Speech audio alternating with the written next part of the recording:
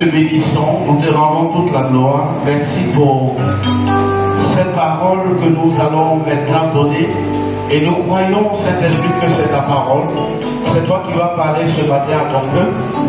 Merci de le faire. Merci pour l'entendement que tu vas aiguiser. Parce que, Seigneur, si ce n'est pas toi, à qui irions-nous? Parce que c'est toi seul qui as les paroles de vérité. Merci pour ton peuple. Au nom de Jésus. Amen.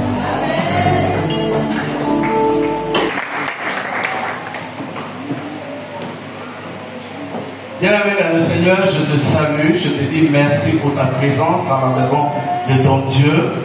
Je bénis Dieu pour ta présence en ce matin. Et ma prière que Dieu qui écoute les prières, qui les exauce, t'exauce ce matin en sortant d'ici. Que les sujets que tu vas lui présenter ou que tu lui as déjà présenté depuis ce matin soient exaucés au nom puissant de Jésus-Christ de Nazareth. Amen. On va aller dans la parole de Dieu. Aujourd'hui, on va juste lire un seul texte que nous connaissons déjà très très bien. Alors, on va prendre le livre de Luc. Luc chapitre 5. On va lire du verset 1 au verset 6. Luc chapitre 5, verset 1 à 6. On va donner le micro à l'évangéliste, s'il vous plaît.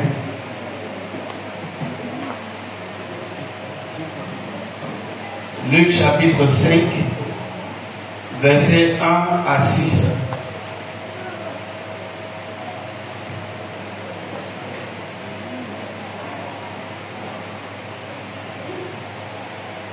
Alléluia. Amen.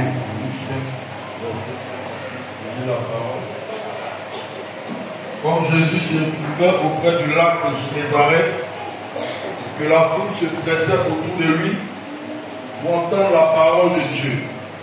Il vit au bord du lac deux barques. Tous les pêcheurs étaient descendus pour laver leur filet. Il monta dans l'une de ces barques qui était à Simon et le pria de s'éloigner un peu de terre. Puis il s'assit et de la barque il enseignait la foule. Lorsqu'il eut cessé de parler, il dit à Simon, avance en pleine eau et jetez vos filets pour pêcher. Simon lui répondit, Maître, nous avons travaillé toute la nuit sans rien prendre, mais sur ta parole, je jetterai le filet. L'ayant jeté, il prit une grande quantité de poissons et leur filet se rompait. Amen. Amen. Acclame la parole de Dieu. C'est une parole qui vient de l'Éternel. Alléluia.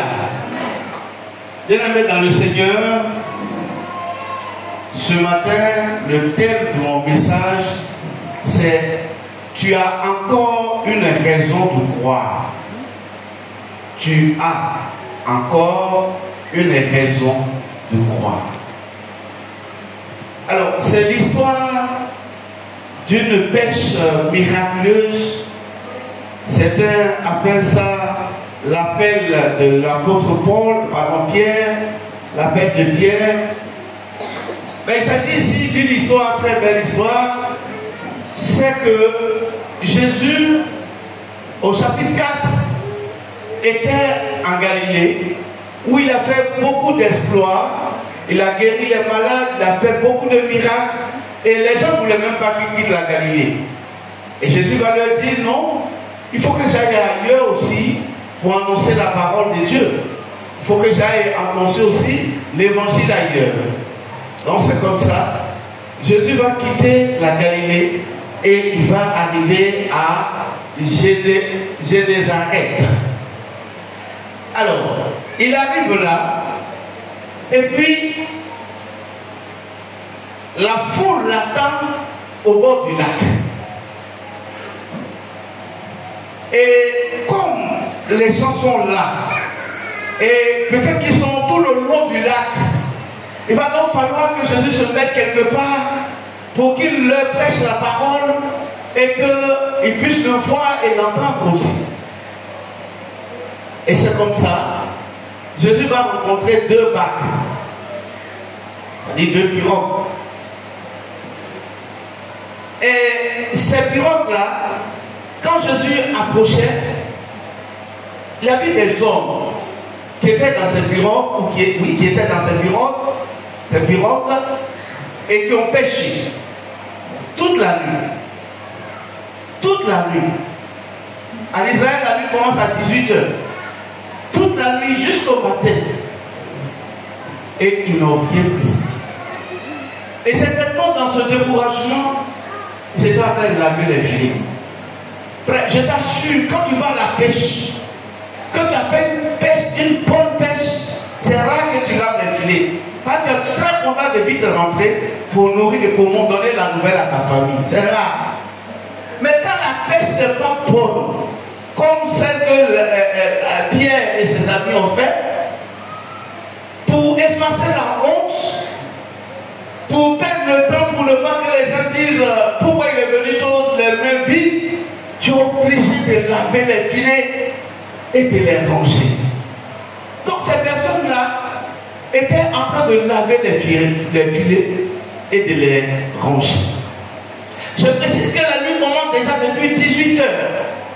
Donc de 18h jusqu'à 6h, ils n'ont rien pu prendre. Et ils sont en train de laver les filets. C'est dans ce moment que Jésus va arriver. Le mec arrive et il leur dit, il y avait deux barques et il monte dans la barque de Pierre. Et il dit à Pierre, allons, éloignons-nous de terre, allons un peu en profondeur et je vais pêcher là-bas. Et Jésus alla avec Pierre. Et pendant combien de temps Jésus prêchait, je ne savais pas. Parce que je sais que la prédication de Jésus, ça dure souvent comme ce que je vais faire aujourd'hui. Alléluia. Et donc, ils sont allés, Pierre est resté derrière Jésus jusqu'à ce que Jésus finisse de prêcher. Avant d'avancer dans mon message, je voudrais parler de quelques qualités de Pierre. Le modèle de bon serviteur de Pierre. Je disais tout à l'heure que la nuit commence à 18h. Donc depuis 18h, Pierre a pêché. Vous savez que les filets sont très lourds, à lancer les filets, à ne rien prendre. Et là, il est fatigué. Le mec arrive, Pierre ne lui dit pas, je suis fatigué. Modèle des serviteurs, c'est le modèle de Pierre qui, malgré la fatigue, sert le Seigneur. Beaucoup de chrétiens, quand ils sont fatigués, souvent ils ne viennent pas à l'église. Regardez des chaises qui sont vides ce matin, parce que certainement quelqu'un va dire, je suis fatigué, je suis épuisé, c'est dimanche prochain que je vais partir. Pierre était fatigué, mais il n'a pas dit au Seigneur, Seigneur, je suis fatigué. Il s'est tué et il a accompagné le maître pour prêcher. Bien aimé, je veux te dire ce matin que le chrétien que tu dois être, ou que tu es déjà par la grâce de Dieu, c'est le chrétien qui, malgré la fatigue, vient servir le Seigneur. Peut-être que parmi nous ce matin, il y a des gens qui ont fait des veillées, mais ils sont assis là pour la cause de Jésus. Il y a des gens qui ont dormi jusqu'à 2h du matin, 3h du matin, mais ce matin, ils sont là à cause de Jésus. Par contre, il y a d'autres. Toujours je suis fatigué. Petite chose pour moi, je suis fatigué. Et à cause de la fatigue, ils ne servent pas Jésus. Souvent même paye transport pour quitter 2 plateaux pour venir le pauvre Pierre pour dormir dans la chaise. Il est trop fatigué. Que tu sois délivré de l'esprit de fatigue ce matin au nom de Jésus. Jésus. Pierre n'a pas regardé au fait qu'il a commencé la pêche à 18h. Et on ne peut pas Mais il n'a pas regardé à sa fatigue. Il a servi le Seigneur. Et je veux que tu sois ce modèle de serviteur de Dieu. Deuxième qualité de modèle de serviteur de Pierre, c'est que Pierre a des problèmes. C'est pas avec des problèmes. Il a des problèmes même maintenant là. Il allait pécher pour que la famille mange, mais il n'y a rien. Il n'a pas regardé à ses problèmes, mais il a accompagné le Seigneur Jésus pour qu'il prêche. Beaucoup de personnes font allusion à leurs problèmes. Moi, j'ai des problèmes, je ne vais pas aller à l'église.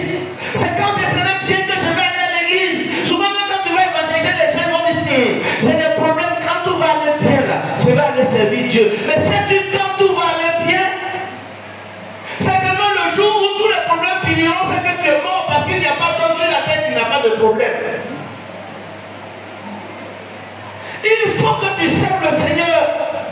Il faut que tu fasses des sacrifices. Malgré les problèmes, viens servir Dieu. Dieu honore ceux qui font des sacrifices. Ce matin, certainement, tu es là parce que tu es là, tu as un problème. Tu te dis, même quand tu vas retourner à la maison, tu vas trouver ce problème-là en train de te fatiguer. Mais je vais t'annoncer ce matin que le Dieu que tu es venu rencontrer te donnera une solution au retour à la maison au nom de Jésus. Chrétien, ne dis pas j'ai des problèmes, je ne vais pas servir Dieu. J'ai des problèmes, je ne vais pas faire offrande. J'ai des problèmes, je vais utiliser ma titre. J'ai des problèmes. Il n'y a personne qui n'a pas de problème sur cette terre. Malgré tes problèmes, va devant l'Éternel. Et quand il va te voir avec tes problèmes, il va dire celui-là, il m'aime réellement. Alléluia. Troisième chose, le modèle que Pierre a été ici. Jésus, c'est aujourd'hui, Jésus est arrivé. Il n'a pas pris rendez-vous à Pierre pour dire après demain, je vais prendre ta bague là pour faire évangélisation. C'est ça, on est fort dedans. Pourquoi tu ne m'as pas dit vite? Jésus venait d'arriver, en même temps choisi une bague de Pierre. Il n'a pas dit Pierre, attends que je vais finir de prêcher, je vais te donner 200 000, tu vas partir à la maison. C'est le modèle du serviteur désintéressé. C'est-à-dire celui qui n'a pas d'intérêt pour servir Dieu. Pierre était ce modèle de serviteur qui n'a pas dit Seigneur, qu'est-ce que moi je gagne en retour? J'ai t'accompagné là. Si tu as prêché là, moi tu me payes combien? Il était un serviteur désintéressé. Le meilleur service devant Dieu, c'est un service désintéressé. Et Dieu lui-même, il voit que tu fais des efforts. Lui-même, il va te récompenser. La Bible dit, l'ouvrier mérite son salaire. C'est Dieu qui récompense, ce n'est pas les hommes. C'est le Seigneur de façon désintéressée. Et Dieu lui-même va se soucier de toi. Est-ce qu'on est ensemble? Je n'entends pas d'amen. Est-ce qu'on est ensemble? Acclame le Seigneur très fort si tu es avec moi. Autre chose de modèle de serviteur que Pierre a été ici, c'est celui-là qui met les intérêts des autres avant son intérêt. Tout à l'heure, on a vu le sketch de la jeunesse. Franchement, c'est rentré dans la maison. Acclamons le Seigneur pour la jeunesse. Le message est rentré dans la maison.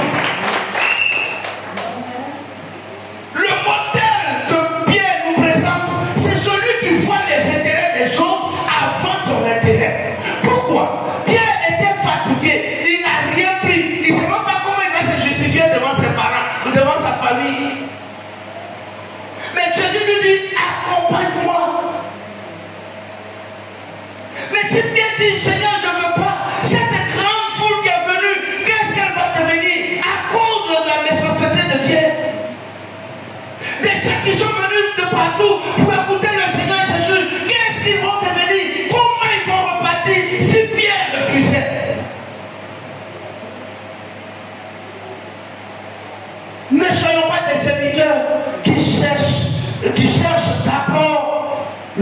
intérêt avant l'intérêt des autres. Cherchons l'intérêt des autres. Cherchons l'intérêt des autres. Et quand les autres sont heureux, Dieu est content de nous. Si Pierre partait et que cette foule n'était pas nourrie spirituellement, ce n'était pas bien. Passons l'intérêt des autres devant nos intérêts. Il faut penser un peu aux autres. Ce qui a gâté beaucoup d'églises en Côte d'Ivoire, c'est moi, après moi, c'est moi. Sans moi, c'est personne. Après moi, c'est moi. On ne pense pas aux intérêts des autres. On pense à soi seulement. Pierre a regardé la foule. Il a regardé ce monde. Il dit, moi, je ne peux pas rentrer sans que ce monde-là ne soit nourri spirituellement. Pense un peu aux autres. Pensons un peu aux autres. Voici le modèle, quelques quatre modèles que cette lecture de Pierre m'a montré lorsqu'il a accepté, sans broncher, sans mentir, d'accompagner le Seigneur. Ça c'est bon pour Pierre, très bon. Mais ce qui m'a choqué, ce qui est choquant dans l'histoire, c'est quand le Seigneur a quitté la foule. Il a fini de prêcher. Et il dit, bon, c'est fini. Voilà, amen, amen, chacun peut rentrer chez lui. Mais là, il se tourne vers Pierre.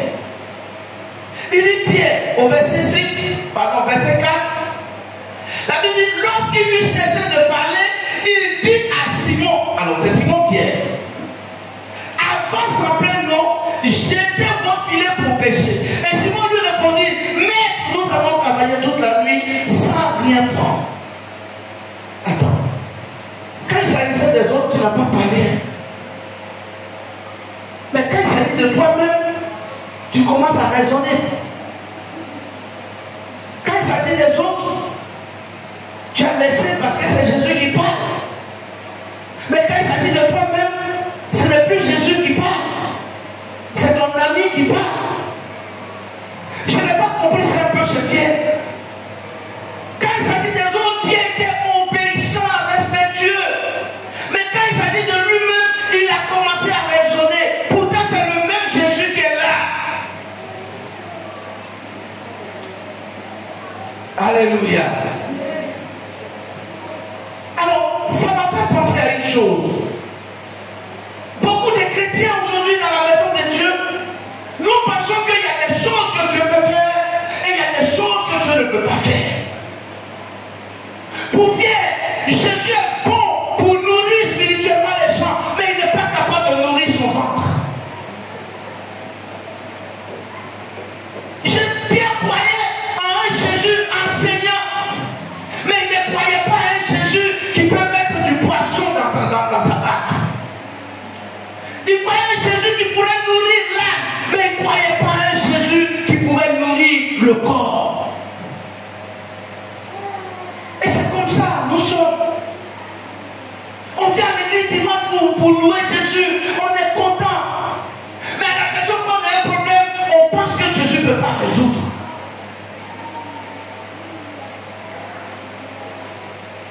On pense à un Jésus qui est spirituel. Mais on ne pense pas que Jésus peut t'apporter le pain. Il est aussi enseignant, mais il est aussi celui qui apporte le pain. Alléluia. Ne le vois pas seulement comme celui qui peut donner la parole, mais sache également que Jésus peut t'apporter ce qui te manque.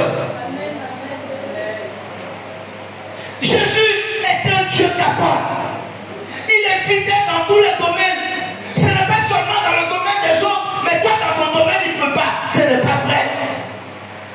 Jésus peut dans tous les domaines. Il peut tout faire.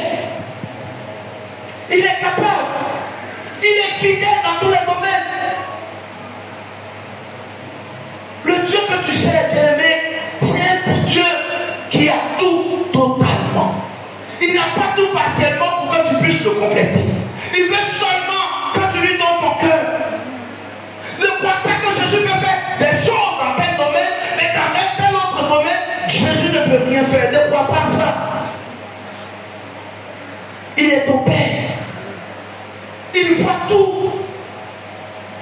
Il voit que pendant que tu acclames, que tu bats la main ici, en train de chanter, danser, il sait que derrière, ta maison n'est pas encore payée. Il le sait.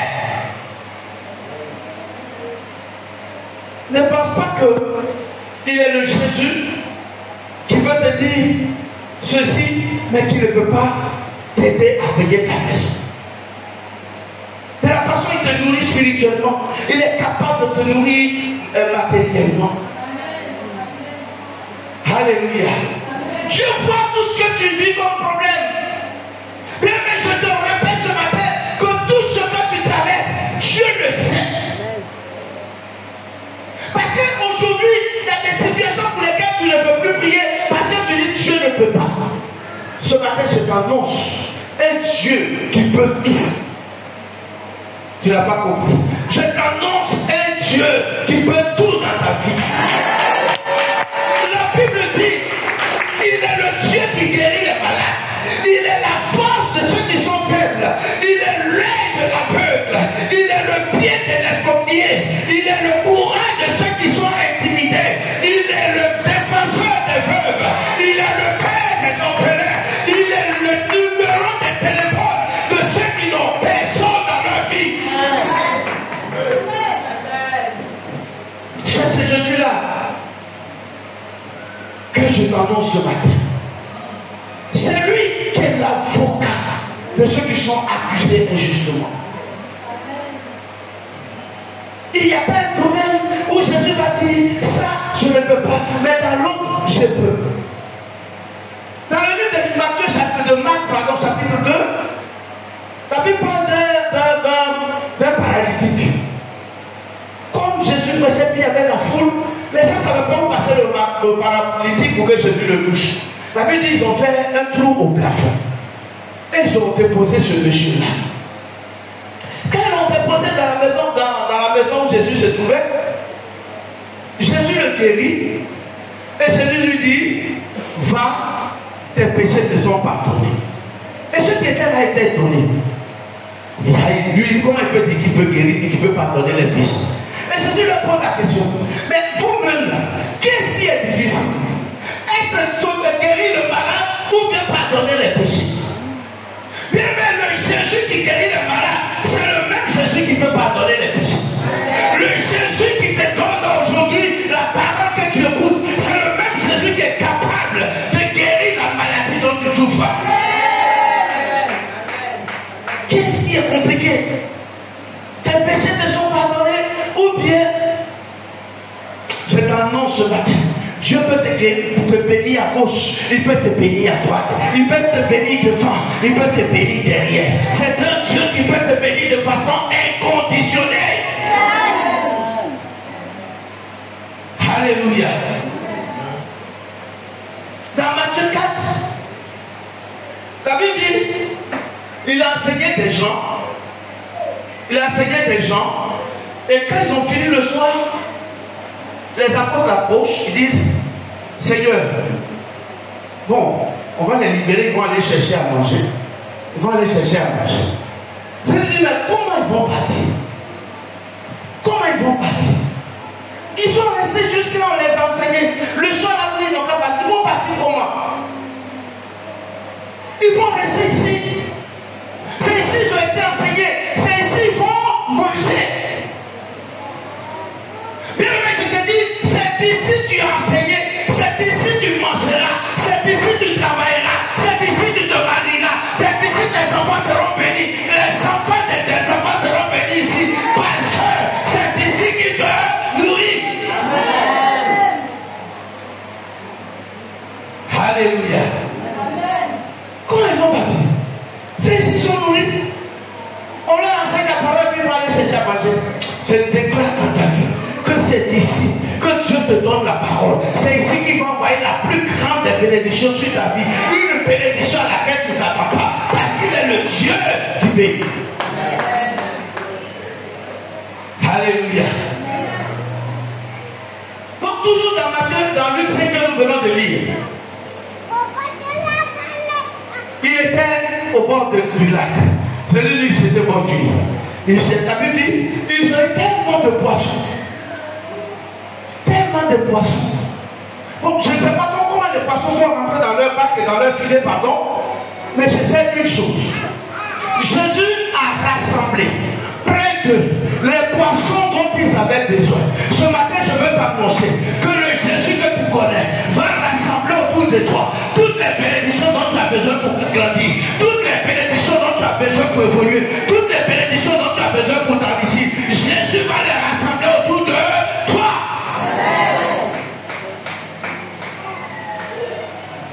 Peut-être ici, c'est dans Luc 5. Dans Luc 5, on voit que c'est dans le lac. Bon, donc on s'est dit que les poissons étaient à côté, donc Jésus les a simplement rassemblés.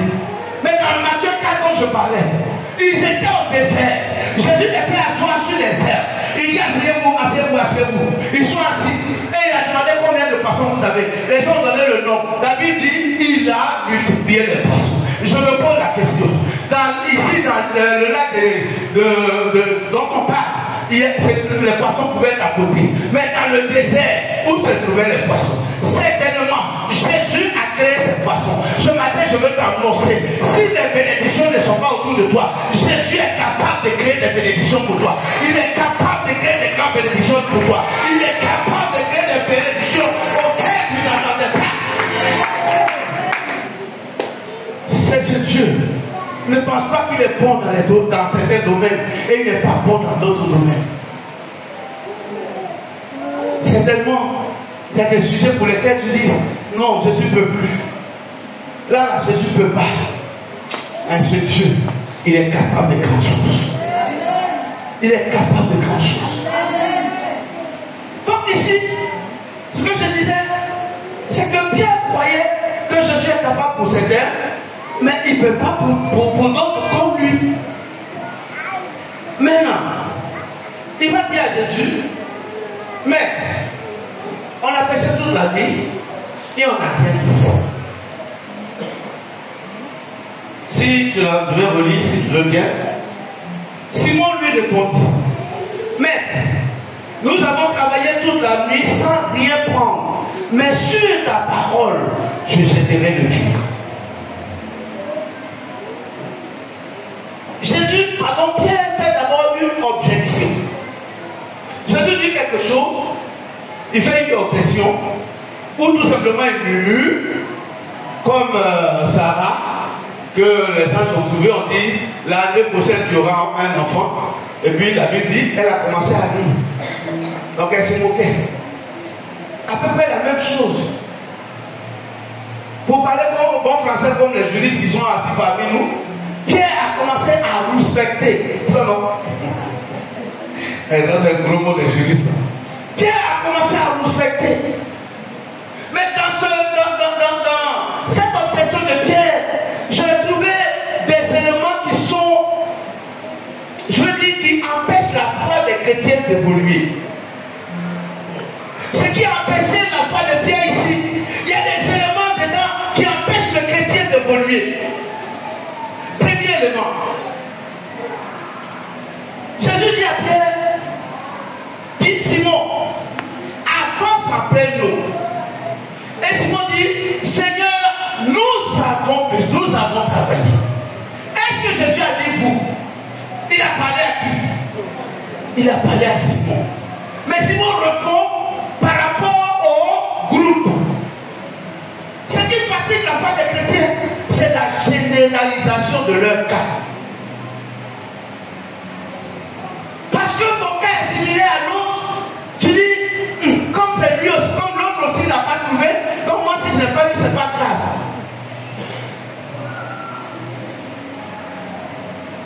Il s'adresse à Simon.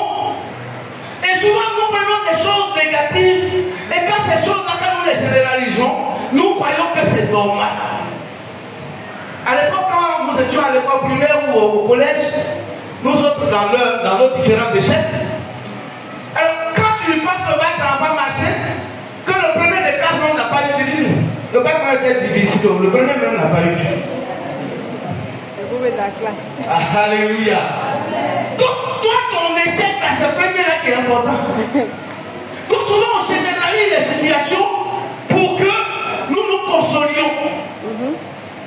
Jésus dit jette, Pierre, ça porte de ma tête, Pierre, jette.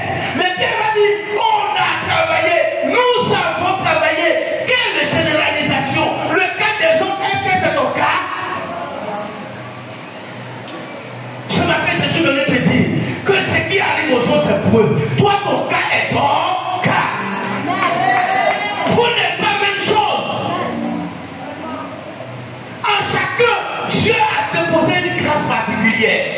Ce matin, je suis venu t'annoncer qu'il y a une grâce particulière sur ta vie. Tu n'es pas la même chose que les autres. C'est pourquoi je suis venu t'annoncer. Sois paisible. La maladie qui a tué tes parents, qui a commencé à décimer les parents, on appelle ça maladie générationnelle. Depuis que ça a commencé à se manifester, tu penses que c'est ton tour. Je suis venu pour que tu me comptes bien. Ce qui a tué les autres ne va pas te tuer parce que chacun a sa destinée.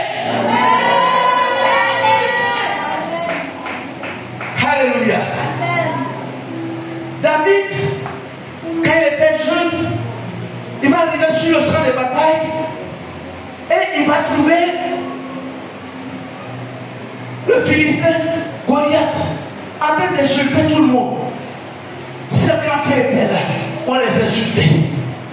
Les villageois étaient là, on les insultait. Même le roi était là, on l'insultait.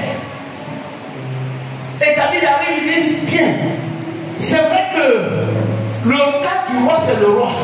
Le cas de mes frères c'est leur cas. Mais moi, on ne va pas m'insulter. Le cas des autres c'est leur cas. Mais moi, c'est pas la même chose. Est-ce que tu peux déclarer ce matin pendant la patrie, mon cas, ce n'est pas la même chose. Oh, ne fais ça pour moi ce matin. Mon cas, ce n'est pas la même chose. On peut s'amuser avec les autres, mais moi là, je suis un roi de Dieu. On peut jouer avec les autres, mais moi là, on ne peut pas jouer avec moi parce que je suis un distingué de l'Éternel. L'échec des autres n'est pas ton échec.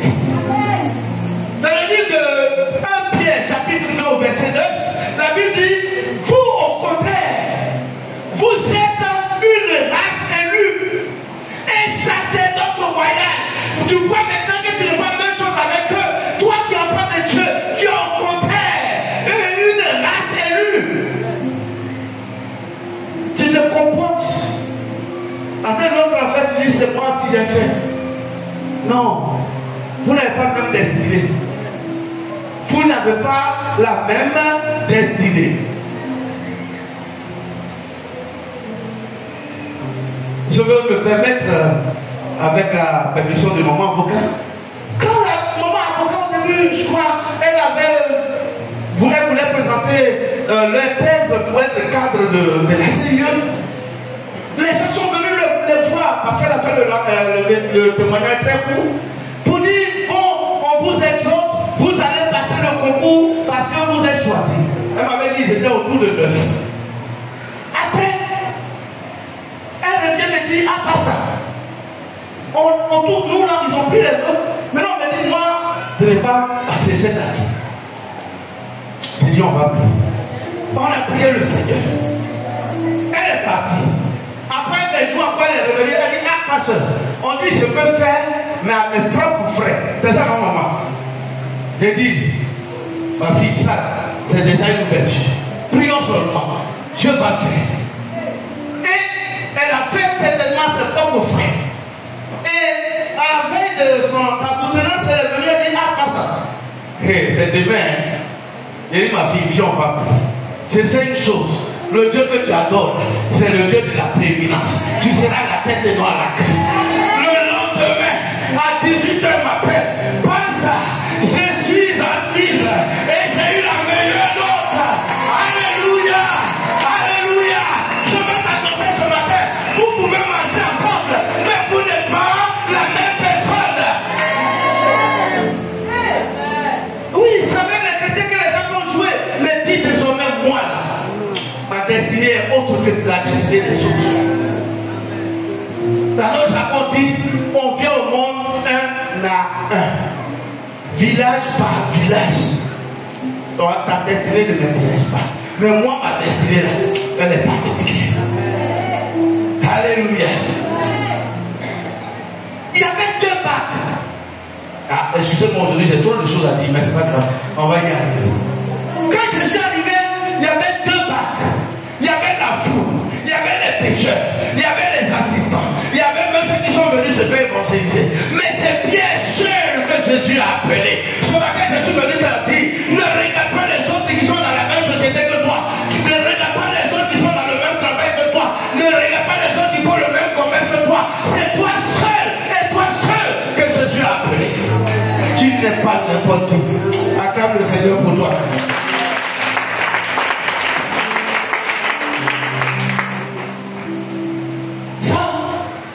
C'est la première des choses qui calme notre foi, c'est la généralisation. Mais ce matin, retiens une chose, on peut être plusieurs, mais la destinée est individuelle. Amen.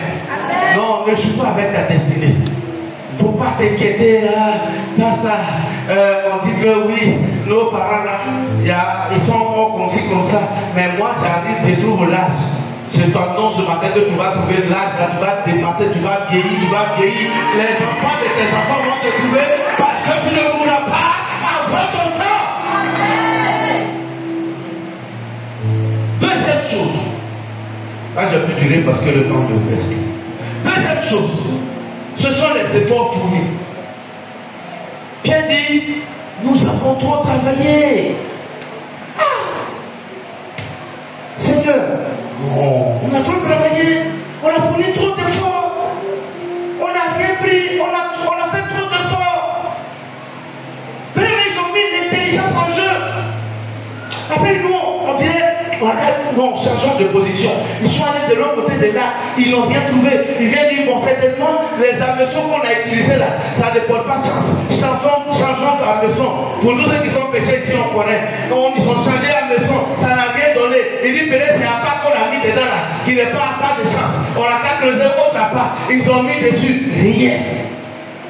Quand Pierre regarde, il a dit, Seigneur, non, on a tout travaillé. Ce qui décourage beaucoup de chrétiens, c'est les efforts fournis. Quand ils ont fait des choses par le passé et que ça ne marche pas, ils se disent, aujourd'hui là, cette expérience je ne peux plus parce que par le passé j'ai fait, ça n'a pas marché, donc cette année là, ça ne pourra pas marcher. Mais je suis venu t'annoncer ce matin que la Bible dit, ce n'est ni par la force, ni par la puissance, mais par mon esprit, dit le Seigneur. Ce matin, ne regarde pas ta force qui est fatiguée. Ne regarde pas ta puissance que tu as dépensée dans l'autre activité des années antérieures qui n'a pas marché. Relance encore une autre fois. Et si encore ton filet une autre fois. Et si encore la demande d'emploi comme une autre fois. Mais certainement cette année, Jésus va agir autrement. Pourquoi tu crois à un Jésus qui peut guérir ton pied? Et puis tu ne crois pas à un Jésus qui peut mettre ton nom sans que tu passes un concours. Que les expériences du passé ne te découragent pas. Que les efforts que tu as fournis dans le passé ne te découragent pas. Quand nous prenons l'exemple de Moïse à 40 ans il était fougueux. La Bible dit qu'il a tué l'Égyptien. C'est pas en ce moment qu'il a fait les miracles. C'est pas en ce moment que Dieu l'a utilisé. Le grand Moïse. Savez-vous à quel moment Dieu a utilisé Moïse? Quand il avait 80 ans, il ne pouvait plus rien. C'est là que Dieu va l'appeler pour l'utiliser jusqu'à déplacer le peuple d'Israël d'Égypte à Canaan. Je t'annonce ce matin que l'effort que tu as fourni n'est pas par le passé, n'est rien. C'est maintenant que tu as besoin de toi. Ou tu penses que tu n'as plus d'effort. Parce que le Dieu que tu adores ne regarde pas ceux qui comptent sur leur force. Il regarde ceux qui comptent sur lui. Tu as échoué par le passé parce que tu comptais sur ta bonté. Moi, la reine, je veux me marier forcé. Mais Dieu n'a pas envoyé le mari. C'est maintenant où tu dis, Seigneur, si tu ne m'as pas envoyé Marie, c'est toi qui seras mon mari. C'est là que le Seigneur t'envoie confiance maintenant. Bientôt vous aurez la dot. Bientôt la dot va arriver. Bientôt le mariage va arriver. Ne regarde pas l'âge. Ne regarde pas ton âge. Qui a dit qu'on se marie pas à 50 ans? Qui a dit qu'on se marie pas à 60 ans? C'est que tu as regardé hier. Ne regarde pas ça aujourd'hui. Il est capable d'attendre que le vent de Sarah soit usé pour lui donner un enfant. Les expériences, les efforts fournis hier, ne regarde pas, recommence encore. Autant que c'est possible, recommence encore. Toi qui as passé les concours et qui dit que tu es fatigué, ce matin je suis venu te dire que pendant que la fonction publique a relancé les concours, et recommence encore, parce que tu viendras ici pour rendre témoignage de ce que tu as fait. Alléluia. Donc les efforts fournis nous découragent. C'était en deuxième. Troisième chose, ce qui a découragé Pierre, c'est le temps, l'épreuve du temps. Pierre dit toute la nuit. Et je disais tout à l'heure, quand tu vas pêcher, il n'y a pas sommeil. Toute la nuit. Le temps. Le temps. Ah, le temps décourage les chrétiens. C'est comme Pierre lui dit, mais Seigneur, ce que j'ai fait des années là, c'est ça que je me demande de faire en 1 minute. Oui, ce que tu as fait des années pendant des prières, tu n'as pas eu là. Aujourd'hui, Dieu te le donne au nom de Jésus. Aujourd'hui, Dieu te le donne au nom de Jésus. Aujourd'hui, Dieu te le donne au nom de Jésus. Ce n'est pas une question de temps, mais il s'agit de notre Dieu qui a son temps marqué. Je veux que quelqu'un me prenne Habakkuk 2, le chapitre 2, Habakkuk chapitre 2, le verset 2, le verset 3. Si quelqu'un peut être rapide, s'il vous plaît. Habakkuk chapitre 2, le verset 2 et 3. Ce n'est pas une affaire de temps. Dieu a son temps qui n'est pas ton temps. Dieu a son temps qui est marqué et qui n'est pas forcément ton temps. Habakkuk chapitre 2, le verset 2 à 3. Habakkuk, Ancien Testament, chapitre 2, verset 2 à 3. Habakkuk 2. Oui. 2 à 3. Écoute bien. L'Éternel m'adressa la parole.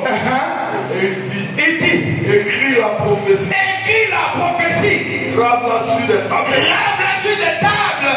Afin qu'on la lise. On va la lire tous les jours. Maman. Car c'est une prophétie dont le temps est déjà fixé. Le temps est quoi? Est déjà fixé. Le temps est quoi? Est déjà fixé. Terminons de Dieu. Elle marche. Elle marche. Elle a son terme. Elle arrive à son terme. Elle ne mentira pas. Elle va pas mentir. Si elle tarde, acclame la parole de Dieu. Acclame la parole de Dieu. Acclame la parole de Dieu. Ta prophétie est déjà annoncée. Si tu ne crois pas ce soir, tu vas à la maison. Écris cette prophétie au fronton de ta maison, à la porte de ta maison. Cette prophétie va s'accomplir parce que tu as un temps. Quand le temps de Dieu arrive, elle s'accomplira certainement. Alléluia. Le temps de Dieu, ce n'est pas notre temps. Refuse que le temps prenne ta foi. Moi, j'ai la chose, j'ai 50 ans maintenant. Qui a dit? La prophétie, Habakkuk dit, même si elle tarde, elle finira par arriver. Certainement. Oh, j'aimais le mot certainement dedans. Certainement, ça veut dire sans aucun doute. Forcément. Oh, c'est moi, tout le monde attaque. Ça va venir. Acclame le Seigneur. Je termine. J'ai dit que le thème de mon message c'était quoi? Si quelqu'un se souvient, tu as une raison de croire. Voilà quelqu'un qui va dire, mais pasteur, depuis la parole, elle n'a pas encore. Frère, Pierre a eu une nouvelle raison de croire. Et cette raison-là, Pierre lui-même l'a énoncé dans son échange. Qu'est-ce qu'il va dire? Il dit, Maître, sur ta parole, je céderai le filet. Ta raison de croire, c'est que Jésus est ton maître. Ta raison de croire, c'est que Jésus est ton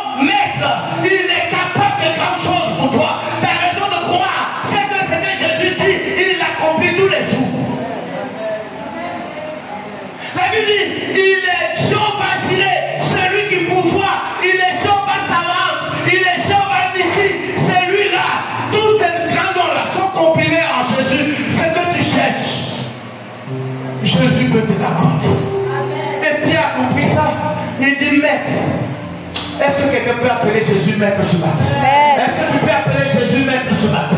Parce qu'il est le maître de ta vie. Il est le maître de ta destinée. Il est le maître de tes espérances. Il est le maître de tes désirs. Il est le maître de tes passions. Il est le maître de ta vie.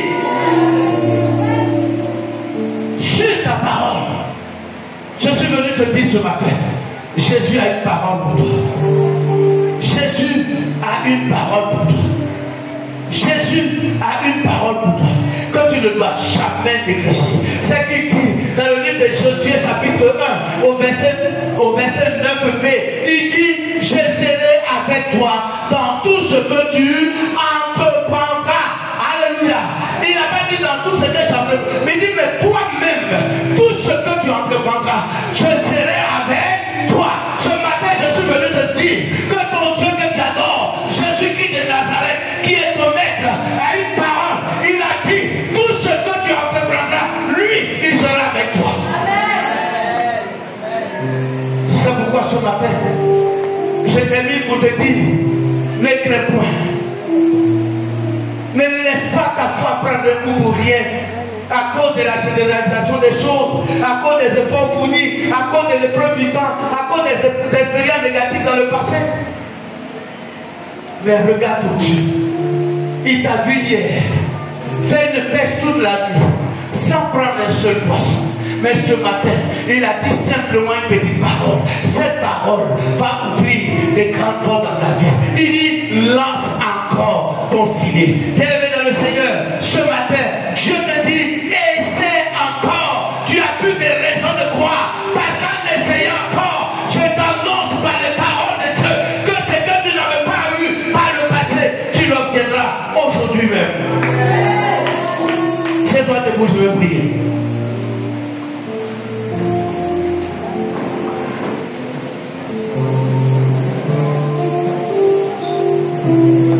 Tiens-toi debout, je veux prier. Ce matin, qu'est-ce qui a découragé ta foi? Qu'est-ce qui a diminué ta foi? Qu'est-ce qu'il faut qu'aujourd'hui tu penses que Jésus peut faire dans un domaine et il ne peut pas faire dans d'autres domaines? Ce matin, tu vas parler à Dieu. S'il dit de relancer ton filet, c'est qu'il y a un poisson qui t'attend. S'il dit de recommencer, c'est que tu as une bénédiction qui t'attend. Dis au Seigneur, ce matin, je suis prêt à recommencer. Parce que je sais que tes paroles, c'est oui et amen. Est-ce que tu peux prier Dieu ce matin? Élève la voix et prie le Seigneur ce matin. Prie le Seigneur ce matin. Il t'a dit de recommencer. Oui, n'aie pas peur de recommencer.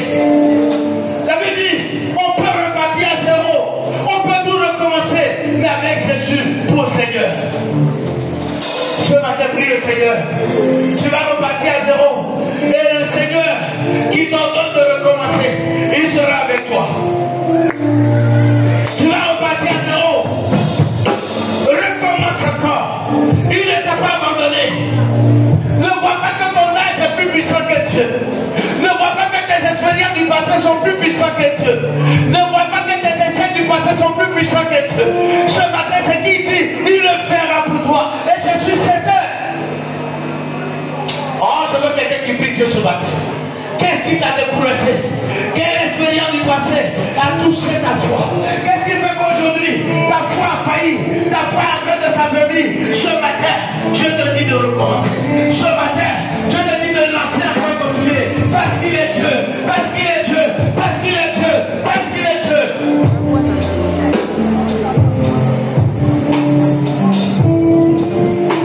Dieu Seigneur, ce matin, je veux recommencer. Les choses du monde vont te décourager. Mais je sais que tu as les paroles de la vie. Je veux recommencer. Parce que tu as dit dans ta parole, si la prophétie donne, il faut que j'attende. Parce qu'elle va s'accomplir certainement. Ce matin, je suis prêt à recommencer, Seigneur. Recommencer une expérience avec toi. Recommencer une gloire avec toi. Recommencer une bénédiction avec toi. Ce que ta bouche dit, ta main l'accomplit toujours. Merci Seigneur. Lève la main, je veux prier, on a fini. Lève la main pour appeler le Seigneur, je prie, on a fini. Éternel notre Dieu, notre roi, voici tes enfants ce matin. Ils ont compris une chose dans ta parole. C'est que tu es le Dieu qui agit par minute. Ce matin, Seigneur, je veux que tu ravives la foi de ceux qui ont perdu la foi. Tu ravives la foi de ceux qui ont perdu la foi. Parce que je sais que les péripéties du monde les avaient découragés. Mais ce matin, nous sommes tous venus faire une nouvelle expérience avec toi. Nous sommes venus faire une nouvelle expérience avec toi. Nous sommes venus faire une nouvelle expérience avec toi. Et je sais, Seigneur, que tu vas l'accomplir maintenant. Tu vas l'accomplir maintenant. Dans nos vies, tu vas l'accomplir. Dans nos vies, tu vas l'accomplir. Merci, Seigneur. Que la gloire te revienne. Est-ce que tu peux donner une offrande d'acclamation à Dieu ce matin? Acclame ton Dieu.